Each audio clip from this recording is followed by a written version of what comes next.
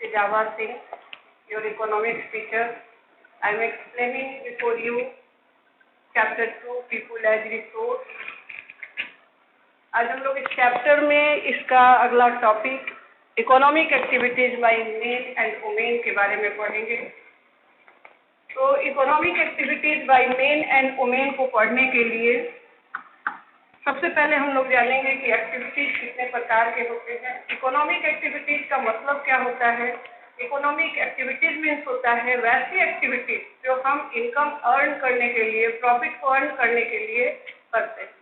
Economic activities को दो भाग में बांटा जाता है, एक है मार्केट एक्टिविटी और दूसरा है non market activity. Market activity वो हो गया जो हम पैसा कमाने के लिए करते हैं, जैसे कि किसी किसान के द्वारा गेहूं का उत्पादन मार्केट में बेचने के लिए किया जाना ताकि वो प्रॉफिट कमा सके। किसी टीचर के द्वारा स्कूल में बच्चों को पढ़ाना या फिर कोचिंग सेंटर में बच्चों को पढ़ाना भी मार्केट एक्टिविटी के अंतर्गत आता है। जबकि नॉन मार्केट एक्टिविटीज होता है सेल्फ कंजम्पशन के लिए या सेल्फ सेटिस्फैक्शन के लिए। जैसे किसी किसान के द्वारा अगर गेहूं का उत्पादन किया जाता है, वो खुद के खाने के लिए करता है, सालों भर के खाने के लिए करता है, तो वो नॉन मार्केट एक्टिविटीज के अंतर्गत आता है। किसी टीचर के द्वारा अगर अपने बच्चे को पढ़ाया जाता है तो ये नॉन मार्केट एक्टिविटीज के अंदर, या किसी कोचिंग सेंटर में हम लोग देखते हैं कि गरीब बच्चों को फ्री में पढ़ाई किया जाता है, ये सब नॉन मार्केट एक्टिविटी के अंतर्गत आता है। अब हम लोग आएंगे 3 sectors of economic activity. 3 sectors of economic activities class 8 से आप लोग पढ़ते आ रहे हैं। पहला है प्राइमरी सेक्टर। प्राइमरी सेक्टर में आता है जो नेचुरल रिसोर्सेज के द्वारा जो हम अर्न करते हैं, जो हम उत्पादन करते हैं, वो प्राइमरी सेक्टर के अंतर्गत आता है। जैसे कि आपका फार्मिंग है, फिशिंग है, माइनिंग है, डेयरी फार्मिंग है, ये सब आपका प्राइमरी सेक्टर के अंतर्गत आता है। 3 सेक्टर्स ऑफ इकोनॉमिक एक्टिविटीज को पहले हम लोग प्राइमरी, सेकेंडरी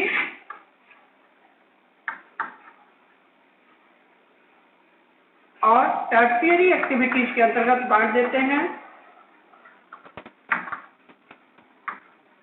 प्राइमरी में हो गया ऐसे वस्तुओं का उत्पादन जो नेचुरल प्रोडक्ट को उत्पादित करके बनाया जाता है, ये नेचर के द्वारा बनाया जाता है, वो है प्राइमरी एक्टिविटी।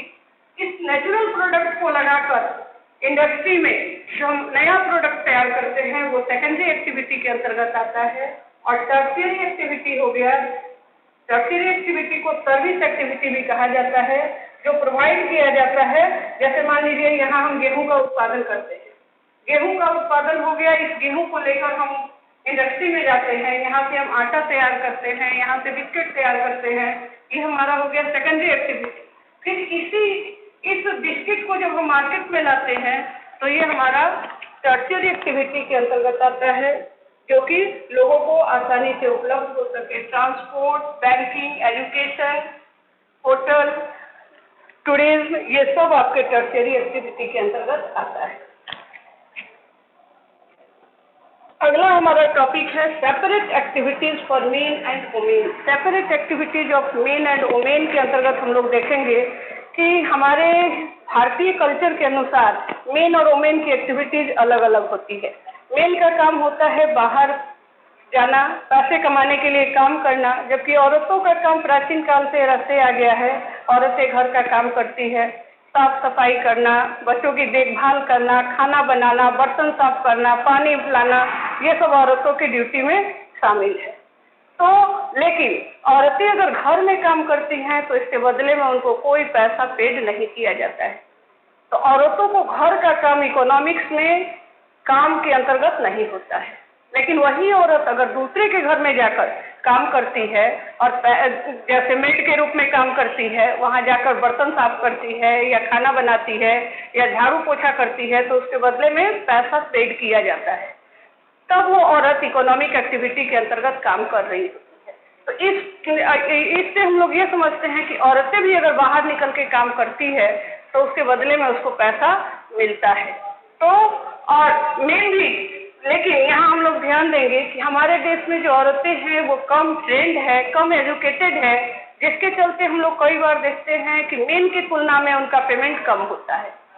उनका शोषण होता है। इसके लिए बहुत सारा कारण है, इसके बहुत सारे कारण हैं, जैसे औरतों को मैटरनिटी लीव चाहिए, सोशल सिक्योरिटी चाहिए, उसके घर के कामों की जिम्मेदारी है, या वो उतना अधिक फिजिकल एक्टिविटीज भी बहुत अधिक नहीं कर सकती है। इन सब कारणों से वैसे जगहों पर जहाँ औरतें वेल एजुकेटेड नहीं है, वेल ट्रेंड नहीं है, वहाँ उसका पेमेंट मेन की अपेक्षा कम होता है। और ऐसे जगह पर जहाँ औरतें मेन के बराबर एजुकेटेड है, मेन के बराबर ट्रेंड है और ये वेल एजुकेटेड है, वहाँ पर औरत और मेल के बीच में कोई डिफरेंसेस पैसे के मामले में नहीं किया जाता है।